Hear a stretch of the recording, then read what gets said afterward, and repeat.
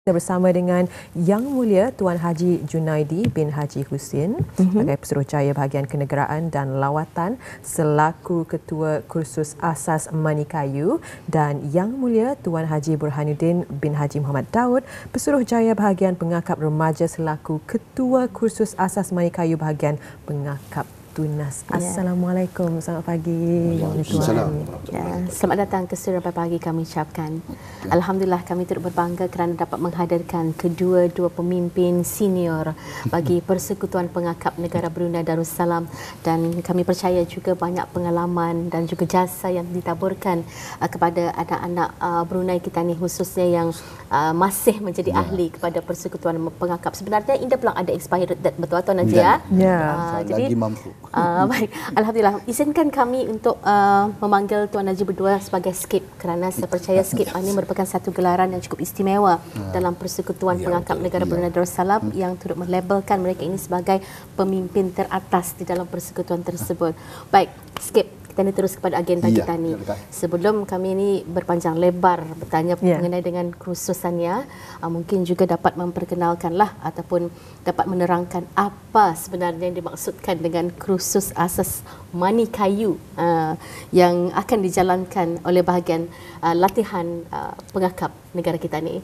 Silakan. Terima kasih. Sebelum itu saya mewakili Persekutuan Pengakap Negara Darussalam melalui bahagian latihan mengucapkan berbanyak terima kasihlah kepada pihak Radio Televisi Brunei menghadirkan wawancara pada pagi ini. Jadi mengenai dengan berbalik kepada persoalan mengenai dengan kursus asas manikayu ini adalah merupakan usus untuk pemimpin dewasa, untuk pemimpin dewasa bagi mengikuti kursus ini, yang mana setiap pemimpin perlu mengikuti kursus ini. Jadi sebelum itu mereka ada mengikuti dua kursus awal sebelum ini. Sebab apa? Diorang mesti mengikuti kursus awal, iaitu kursus permulaan. Atau dalam masa dalam 2 ke 3 ke 4 jam sahaja dalam satu hari. Itu mengenalkan mengenai dengan macam mana menubuhkan pasukan, macam mana dengan mengadakan perjumpaan-perjumpaan awal. Itu kursus awal diorang ikuti. Lepas itu diorang akan mengikuti, ini cerita sebelum diorang mengikuti kursus asas manikayu. Jadi saya ambil di sana lah dulu supaya untuk pemahaman seterusnya lah. Jadi selepas itu diorang akan mengikuti kursus penerangan am. Ini memakan masa dalam 6 ke 7 jam. Jadi merangkumi kepada pentakbiran dan juga mengenai dengan latihan-latihan khusus dalam kamar-kamar kepimpinan. Barulah diorang sekarang beredar kepada kursus asas manikayu ini. Jadi kursus asas manikayu ini adalah untuk menjadikan seorang itu jadi pemimpin. Jadi seorang pemimpin. Sebab itu untuk pengetahuan juga, inilah bentuknya untuk diorang akan terima selepas diorang lulus untuk menerima asas manikayu ini. Ini tandanya ni, tandanya ia jadi pemimpin.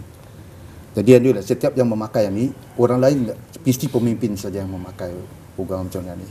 Jadi berbalik kepada kursus asas manikayu ini tadi, sebenarnya pada awalnya dulu cerita awal kursus asas manikayu ini terus dalam 1 minggu terus. Sekarang oleh sebab perubahan masa, kita ni fahamlah. Sebab yang ikut pemimpin yang ikut ini kebanyakan ada yang guru dan ada yang pejabat awam. Jadi kami selaraskan dengan cara modul. Modul untuk mengenalkan untuk modul di sana ada, pada awalnya diorang akan membuat sampai 4 modul dulu dalam setiap hari Ahad. Setiap hari diorang membuat dalam mengandungi dalam 5 ke 4 sisi dalam sehari itu. Jadi lepas itu baru sekarang diorang berada 3 hari. 3 hari diorang ada berada di dalam kawasan hutan untuk latihan-latihan praktikal seterusnya. Jadi inilah gambaran awal mengenai dengan kursus asas manikayu ini.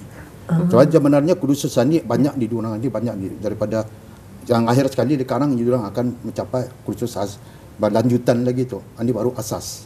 Asas ialah untuk peringkat kelanjutan. Tapi untuk peringatan juga bahawa kursus asas manikayu ini diorang akan menjawab tugasan-tugasan yang akan diberi untuk diorang. Supaya nanti sekarang untuk kebolehan-kebolehan diorang melalui pada tujuan-tujuan kami itu, baru balik kepada itu tadi, tujuan-tujuan yang akan berdasarkan kepada tujuan kami supaya diorang itu jadi pemimpin yang berwibawa, pemimpin yang prihatin kepada ahli-ahlinya. Ya, jadi pastinya untuk meningkatkan kemahiran para bakal pemimpin ini dalam persekutuan pengakap Negara Brunei Darussalam. Baik. Seterusnya, mungkin sebelum kita mengetahui lebih lanjut mengenai dengan kursus asas mani kayu ini, difahamkan bahawa terdapat beberapa bahagian di dalam pergerakan pengakap ini. Jadi sebagai untuk kita ni lebih memahami lagi, jadi mungkin Skip boleh menerangkan secara ringkas antara bahagian di dalam pergerakan pengakap ini. Okey, terima kasih ya. Dalam pergerakan pengakap di Negara Brunei Darussalam, terbagi kepada 4 bahagian utama, iaitu bahagian pengakap tunas. Bahagian pengakap tunas ini yang masih kanak-kanak yang belajar dari tahun 3 atau 4 ke tahun 6. Kemudian peringkat kedua bahagian pengakap muda. Bahagian pengakap muda ini mereka yang belajar di tahun 7 hingga 9. Kemudian bahagian pangkap remaja dari tahun 10 hingga 11, dan selepas itu apabila mereka habis dari O-level, mereka akan ke sekolah seterusnya, mungkin ke tingkatan 6, ke institusi sekolah pengajian teknikal lah, tinggi, macam-macam lah. Jadi mereka bolehlah ke bahagian kelana namanya, bahagian pangkap kelana. 4 bahagian utama. Kemudian ada satu lagi bahagian pangkap dewasa lah. Itu untuk menjadi seorang pemimpin ataupun jadi pemimpin lah, jadi pembantu pemimpin kah. Itu 4 bahagian dalam itu, dan semua bahagian ini ada mempunyai skim-skim yang dikendalikan skim-skim yang dikendalikan mengikut peringkat umur mereka lah, kemampuan mereka. Macam itu. Jadi bahagian-bahagian ini adalah menurut peringkat umur. Jadi umur, ini komponen-komponen utama yang ada di dalam Persekutuan Pengakap Negara Brunei Darussalam, tunas, muda, remaja dan kelana. Baik. Kalau diikutkan tahun ini, tahun 2023, sudah 87 tahun penubuhan Persekutuan Pengakap di Negara Brunei Darussalam, secara rasminya pada tahun 1936. Walau pada cerita asalnya sudah mula ditubuhkan pada tahun 1933, di mana keahliannya pada ketika itu hanya 12 orang. Dan pada tahun berikutnya, 1934, bertambah lagi ke 20 orang. Dan tahun 1936 secara rasminya persekutuan ini diiktiraf di negara kita ni. Seiring berjalannya waktu, berkembangnya persekutuan pengakap di negara kita ni dengan adanya 4 komponen sebagai ahli, kami ingin mengetahui untuk kursus asas mani kayu ini, yang merupakan kursus yang akan mendedahkan hal ehwal pengurusan dan pentadbiran struktur organisasi persekutuan pengakap itu sendiri. Siapa spesifikasi peserta yang dibolehkan, walaupun Tuan Haji Junaidi tadi mengatakannya di kalangan pemimpin, tapi kalangan pemimpin bagaimana kategorinya? Silakan. Ya, terima kasih. Baik, jadi peserta yang akan menyertai dalam kursus ini ialah terdiri pada pemimpin-pemimpin yang berada di sekolah dan pemimpin-pemimpin yang berada di luar sekolah pun ada. Iaitu kami panggil di sana ialah pasukan di luar daripada di sekolah, iaitu terbuka. Baik, jadi pemimpin ini bukan saja selalunya dulu guru. Sekarang kami masa ini banyak penjawatan awam yang ikut serta dalam pertubuhan ini. Inilah diorang mesti mengikuti sebagaimana yang diberitahu awal tadi, diorang mesti mengikuti 2 kursus, 1 dulu baru diorang ikut serta. Jadi kalangan diorang ini ialah kalangan-kalangan muda lah yang banyaknya. Ini yang pelapis-pelapis untuk orang-orang di generasi yang sudah. Ya, jadi kebanyakan yang mengikuti kursus asas mani kayu ini adalah terdiri daripada ahli pengakap kelana. Ya, tidak semestinya. Tidak semestinya. Ini ahli-ahli yang sudah berkecimpung dalam pimpinan dan pengakap. Walaupun ia bukan daripada kelana, walaupun ia kalangannya kebanyakannya kalau guru lagi mudah kalau guru. Diorang sudah dilantik oleh pihak pengetua ataupun guru pasar untuk menjadi pemimpin, diorang boleh masuk di sana. Bukan setakat saja itu kelana itu ialah untuk pelapis saja. Ya. Kalau diorang sebab kelana ni berumur daripada 19 ke 26 tahun. Ya. Jadi kalau sudah 26 tahun nanti sekarang diorang akan boleh menjadikan, boleh dilantik jadi, boleh kalau dia mahu untuk jadi pemimpin. Ya. Atau dia, kami tidak ada kredibilitinya. paksaan, itu kemauannya saja. Tapi lebih baik diorang itu jadi pemimpin pasal diorang ada pelapis sebab diorang sudah dewasa kan. Ya. Itu yang diorang tahu, sudah pengalaman-pengalaman dalam hal kepengakapan itu. Ya. Jadi berapa ramai sebenarnya peserta yang akan mengikuti kursus asas Mani Kayu bagi bahagian pengakap tunas dan juga bahagian pengakap muda ini? Ya. Okey, jadi untuk pengetahuan penonton bahawa peserta dalam pengakap tunas lebih kurang dalam 21 orang. Ya. Dan pengakap muda pun lebih kurang dalam 21 orang juga. Jadi ada sama rata. Jadi untuk pengetahuan juga bahawa kursus ini digabungkan, ya, kami gabungkan. Ya. Sekaliguslah supaya tidak mempelajari masa dan ketani masa itu terhadkan. Ya, jadi itulah digabungkan. Mana sisi yang sama tu untuk pengetahuan juga bahawa kami masa ini mengenalkan sisi sebanyak 31 sisi untuk kami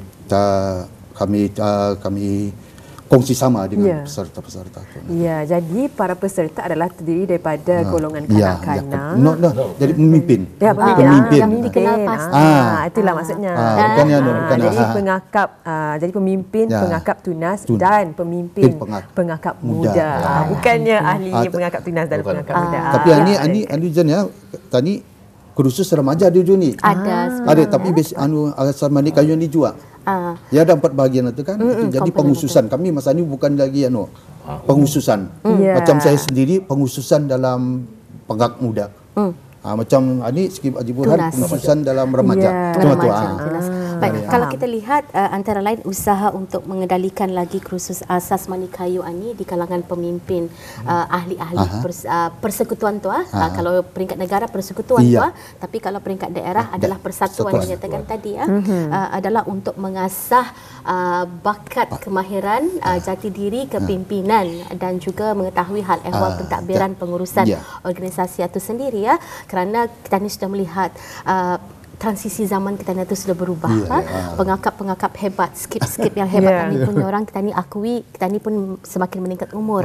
Sudah saatnya dan waktunya untuk kita ni mencari pelapis selaku pemimpin untuk menghidupkan terus persekutuan pengakap di negara kita ni. Dan alhamdulillah, sebenarnya apa yang saya ketahui juga, ke bawah Duli Yang Maha Mulia Paduka Seri Baginda Sultan Haji Hassanal Bolkiah Muizzaddin wa Daulah, Sultan dan Dipertua Negara Brunei Darussalam, merupakan salah seorang penaung kehormat bagi organisasi pergerakan pengakap sedunia. Dan kita ni juga melihat adanya pengiktirafan dari segi pemberian anugerah-anugerah kepada ahli-ahli persekutuan pengakap di negara Brunei Darussalam. Kita ni apatah jua memang mengenali adanya acara Jambori, Rover Mode, yang pernah negara kita ni menjadi tuan rumah. Alhamdulillah. Jadi tadi melihat untuk peringkat kursus asas Mani Kayu ini, pastinya ada peringkat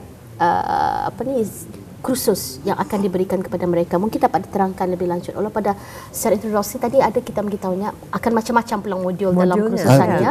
Mungkin untuk kursusan ini apa saja pengisian itu sekarang? Pengisian kursus. Pada kebelakangan ini kami menjalankan kursus ini dengan menggunakan modul iaitu setiap hari Minggu lah. Kursus ini bermula pada 1 hari bulan 10. 1 bulan 10. Kemudian seminggu selepas itu hari Ahad 8 dari bulan 10. Kemudian 15 bulan 10. Kemudian 5 bulan November. Itu modul 1, 2, 3, 4 Kemudian model kelima akan diadakan pada bulan Desember. Model kelima ini latihan praktikal namanya. Mereka akan menjalani 3 hari 2 malam pada 23, 24 dan 25 Desember. Di sana mereka akan membuat tugasan dengan sendiri, membuat sendiri secara berkumpulan. Memasak, ada juga penjelajahan di sekitar tempat yang kursus itu. Mereka bermalam di sana 2 malam 3 hari ya. Mengenai dengan pengisian dan modul-modul yang disampaikan itu banyak menjuruskan kepada pentadbiran, perjumpaan pasukan, bukan perjumpaan, pengurusan pasukan, macam mana mereka menguruskan pasukan, macam mana membuat pendaftaran misalnya ahli-ahli pasukan itu mesti didaftarkan juga tu di ibu pejabat. Kemudian ada ahli-ahli lagi didaftarkan. Kemudian dari segi kemahiran, dorang diajar ikatan, pertolongan cemas juga basic pertolongan cemas tu dorang diajar. Kemudian macam mana kaedah mengajar. Apabila dorang kembali ke pasukan mereka akan menyampaikan sisi-sisi yang mereka dapat atau mereka akan sampaikan lagi kepada pasukan mereka. Apa yang diorang perolehi itulah yang diorang sampaikan di sana. Dan kaedah pengajaran itu diajar juga cara mengajar kepada kanak-kanak. Sebab mengajar pengangkap adik lain caranya. Dan pengajaran di sekolah macam mana ya, dia punya pengisiannya. Jadi kemahiran ini bukan sahaja dari segi soft skills, tetapi juga dari segi praktikalnya dan pelbagai kursus dan pengisian yang akan dijalankan. Mungkin ada tambahan, silakan. Ada tambahan. Jadi mengenai dengan pengisian ini, yang penting dia. Sebelum diorang menyertai kursusan ini, pemimpin-pemimpin mesti melalui satu penilaian dirinya, iaitu juga dengan mengikuti online secara maya SEP from harm. Jadi selamat daripada bahayalah, diorang mesti ikut dulu. Maksudnya penilaian dulu. Maksudnya diorang mesti ikut dulu. Ikut dalam SEP from harm ni, baru diorang masuk dalam kursus satu. Itu merupakan prosedur. Syarat untuk mengikuti kursus asas Mandek Koya ni. Dan peserta ni juga beruntung daripada tahun ini, kami akan mengenalkan melalui daripada WOZAM, daripada pertubuhan sedunia, menyarankan menghadirkan beberapa perkara ditekankan, iaitu seperti macam saya kata puak bumi. Puak bumi ini ada pecahannya lagi. Ini perisian-perisian yang akan kami kenalkan nanti. Puak bumi ini ialah di dalamnya ada mengenai dengan Scout Go Solar. Diorang akan dikenalkan macam mana Scout Go Solar. Okey, lepas satu karang ada perisiannya lagi Champion for Nature untuk alam sekitar. So petani ada sudah, tetapi untuk dikembang luaskan lagi untuk pemimpin. Dan lepas satu lagi, bahagian yang ketiga ialah plastik tight turner, iaitu mengenai dengan halal plastik lah. Ini untuk penekanan yang untuk pada peserta-peserta ini tadi. Lastly lagi sekarang, diorang ada buntung juga ni. Kami akan membuat secara maya online dengan Persatuan Pengangkap Malaysia. Kami akan melalui online saja. Secara Zoom. Iaitu mana yang satu tajuk Left No Trace, atau peninggalkan yang tanpa sebarang kesan. Left No Trace. Jadi itu pengisian yang antara lain. Kami tekankanlah pada masa ini. Selain daripada kemahiran, selain daripada pentadbiran, pengadilan yang akan kami. Tapi juga menurut isu-isu dan trend peredaran zaman yang pastinya relevan dengan kehendak semasa pastinya. Jadi kita ni mempunyai beberapa gambar. Satu gambar. Jadi mungkin juga dapat menerangkan dengan sesi kursus yang akan disampaikan. Jadi antara gambarnya mungkin Tuan Skip boleh menerangkan mengenainya. Yang ini gambar yang ada sekarang ini ialah mereka mendengarkan beberapa soalan untuk diorang bincangkan. Selepas satu sekarang diorang akan berbalik kepada satu kumpulan. Sebagai contoh saja, dalam sisi satu ialah permainan dalam pengakap. Diorang berbincanglah. Diorang akan berbincang, jadi diorang akan membuat penyampaian. Selepas satu lah. Kebanyakannya diorang asas Mandek Koya ni, kebanyakannya diorang akan banyak menjurus kepada penyampaian. Pasal untuk latihan diorang, untuk membiasakan diri diorang untuk tampil, memimpin. Untuk memberhentikan supaya jangan nanti karang diorang kalau sudah dalam pasukan diorang ngedakkan kaki. Bagaimana pula seterusnya, gambar seterusnya? Dalam bilik. Ini dalam khas biliknya lah, dalam khas ni. Ini Mas Andi digabungkan ya. Ini sebab apa tu saya beritahu tadi, kami ada 2 kursus kan. Ada masanya sisi itu sama, kami gabungkan dengan kedua-duanya. Jadi ada masanya kami carai lah gitu. Ada dipecahkan mengikut kumpulan. Ini sama juga ni. Ini penerangan-penerangan inilah. Ini kursus secara fizikal lagi diadakan di mana Di sebenarnya? ini selalunya kami mengadakan di mana tahun lepas kami mengadakan di daerah Belait. Lepas satu ini kami balik kepada di Ibu Pejabat lah. Bangunan Persekutuan Pengakap. Di kawasan latihan. Yang ini yang memegang kayu-kayu itu ialah kira ketuanya tu. Kalau macam pengakap dipanggil ketua petrol. Kalau tunas ketua 6 sekawan. Ini tandanya yang itu ketua itu tanda setiap warna itu ialah setiap petrol setiap 6 sekawan. Dan aktiviti ini dilakukan secara berkumpulan di mana semuanya sebenarnya bakal ketua. Bakal pemimpin lah diorang. Kami istilahkan diorang ini, diorang bukannya pemimpin masa tu. Diorang menganggap diorang kanak-kanak. Jadi dengan sendirinya diorang belajar sambil diorang belajar menghidupkan apa tu semangat.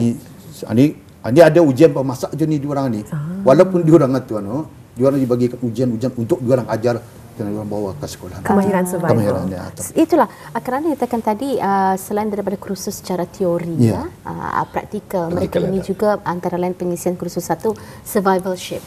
Mereka ni akan bermalam ditempatkan di satu kawasan untuk mengadakan program-program survival lah nyatakan mungkin antaranya tu macam mana bermasak ataupun bagaimana ikatan kayu, ikatan tali.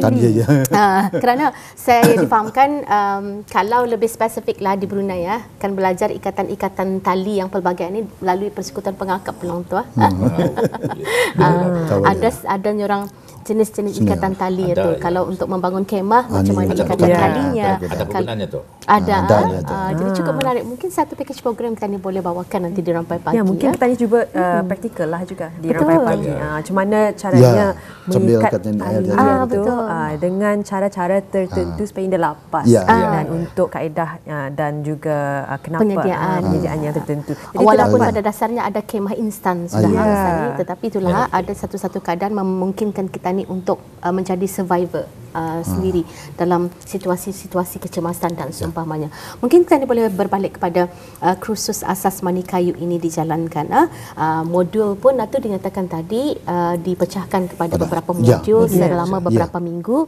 Setiap hari Ahad bermula penghujung September ni lebih kurang sehingga hujung tahun ni.